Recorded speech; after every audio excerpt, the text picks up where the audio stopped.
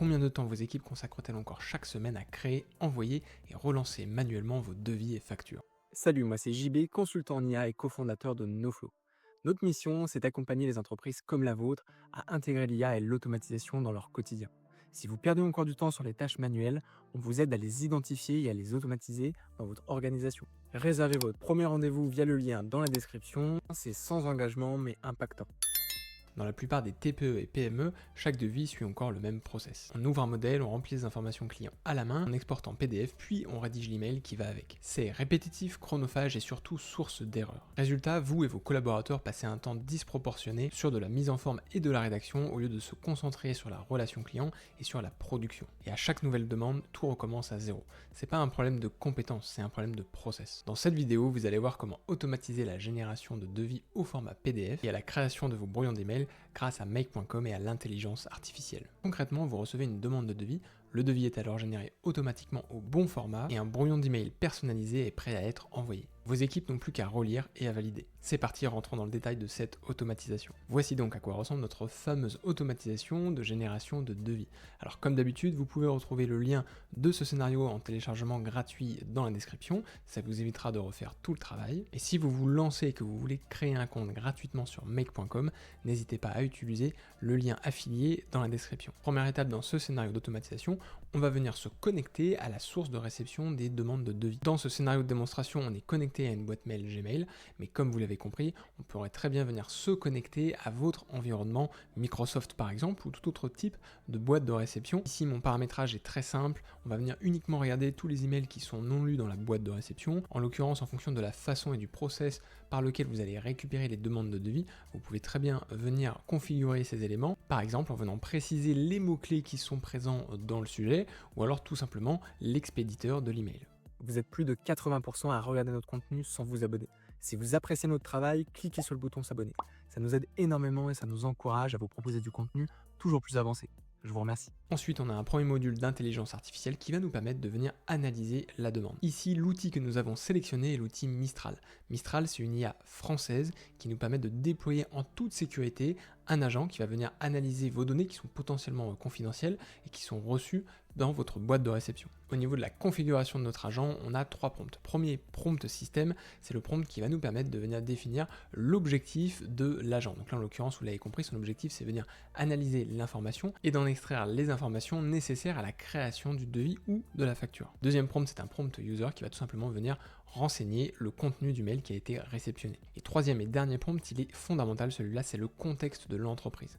En effet, ici, on va venir renseigner toutes les informations nécessaires à la bonne compréhension du contexte, ce qui va lui permettre ensuite de venir compléter le devis en fonction de vos habitudes. Donc souvent, ce qu'on fait ici, c'est qu'on met des exemples de prestations que vous avez l'habitude de réaliser. Ensuite, on a un module qui va nous permettre de parser, c'est-à-dire de rendre exploitables les informations qui ont été renvoyées par le module d'intelligence artificielle Mistral. Ensuite, on va venir créer le devis. Alors cette étape, elle est fondamentale puisque c'est là où on va venir s'adosser à un template existant de votre société et on va venir enrichir ce template avec les informations qui ont été générées par l'intelligence artificielle. Ici, comme vous le voyez à l'écran, on va venir renseigner le numéro du devis, le nom du client, la date d'émission et d'expiration, les différents lots, et oui, parce qu'il peut y avoir plusieurs lignes sur votre devis, ça c'est important de bien le prendre en compte, les quantités donc pour chacun des lots, le prix unitaire, le prix pour chaque lot et le prix total. Ici, on va bien évidemment se baser sur votre catalogue produit pour venir en extraire les prix des différentes prestations que vous avez l'habitude de réaliser. Puis on va venir convertir ce document qui a été créé dans un format PDF qui sera exploitable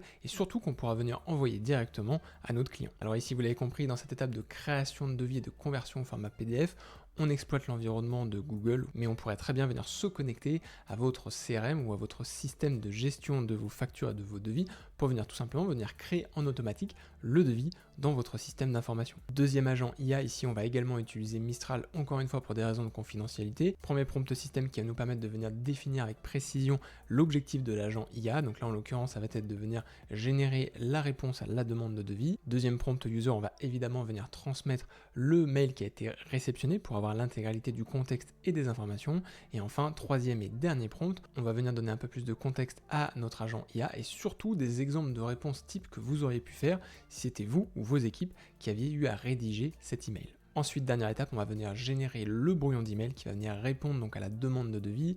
Et dans ce brouillon d'email, On va venir intégrer donc la réponse du deuxième agent qui est venu rédiger donc le contenu de la réponse de l'email, et on va également intégrer la pièce jointe, c'est-à-dire ici le devis, mais ça aurait très bien pu être la facture en réponse à la demande du client. Je vous propose donc maintenant de venir tester notre automatisation. Donc sur la gauche de l'écran, vous retrouvez le scénario sur make.com que je viens de vous présenter. Et sur la droite de l'écran, comme vous pouvez le voir, j'ai reçu une demande de devis que je n'ai pas encore ouverte, et on va venir déclencher notre scénario en automatique pour venir voir comment est-ce qu'il traite cette demande de devis. C'est parti, je lance l'automatisation. Petite pause avant de vous montrer le résultat final.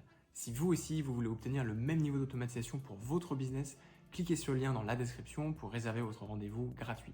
Lors de cet échange, on analyse vos process, on vous propose un plan d'action sur mesure et surtout, on vous accompagne pour mettre en place les bons outils et process métiers adaptés à votre activité. C'est sans engagement mais impactant. Comme vous pouvez voir, il est venu donc récupérer la demande de devis, il est en train d'analyser la demande, donc ça va assez vite, il a créé le devis en automatique, et là il est en train de venir générer la réponse au mail. Et dernière étape, le brouillon d'email a été créé dans Gmail, et comme vous pouvez voir sur la droite de mon écran, j'ai bien un brouillon qui a été généré donc en réponse à cette demande de devis. Ce que je vous propose de faire, c'est de venir ouvrir cette demande de devis, déjà d'une part de venir vérifier ce qui a été envoyé comme demande.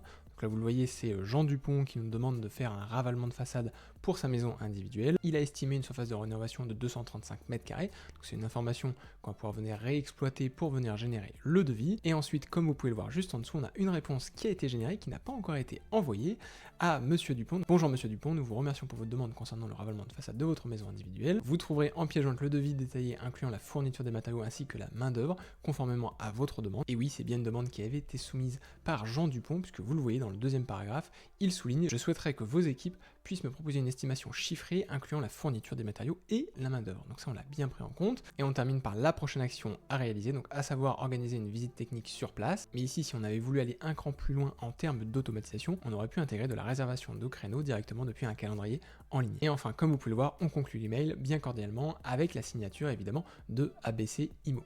Alors le plus important, c'est évidemment le devis que vous avez donc ici en pièce jointe. On va venir l'ouvrir. Et donc là, comme vous pouvez le voir, le devis a bien été généré. On a bien donc évidemment la charte graphique de l'entreprise ABC IMO qui sera adaptée en fonction de votre entreprise et de votre marque. Et comme vous le voyez juste en dessous, on a donc bien le détail de la prestation demandée, en l'occurrence le ravalement de façade pour une maison individuelle. Ici, on avait une seule demande, donc une seule ligne, un seul lot. Mais en l'occurrence, on aurait pu avoir plusieurs lots, plusieurs demandes, et donc venir rajouter des lignes dynamiquement. Et enfin, comme vous le voyez, on a quelques spécificités qui ont été rajoutées sur la deuxième page, mais ça évidemment, c'est fonction de votre entreprise et des habitudes que vous avez en termes de devis. C'est la fin de cette vidéo, j'espère qu'elle vous aura plu, j'espère également qu'elle vous aura permis de découvrir le monde de l'automatisation et de l'orchestration, grâce notamment aux outils qu'on a vus, des orchestrateurs, mais également des agents d'intelligence artificielle. C'est des choses, vous l'avez compris, qui peuvent s'adapter à votre secteur d'activité.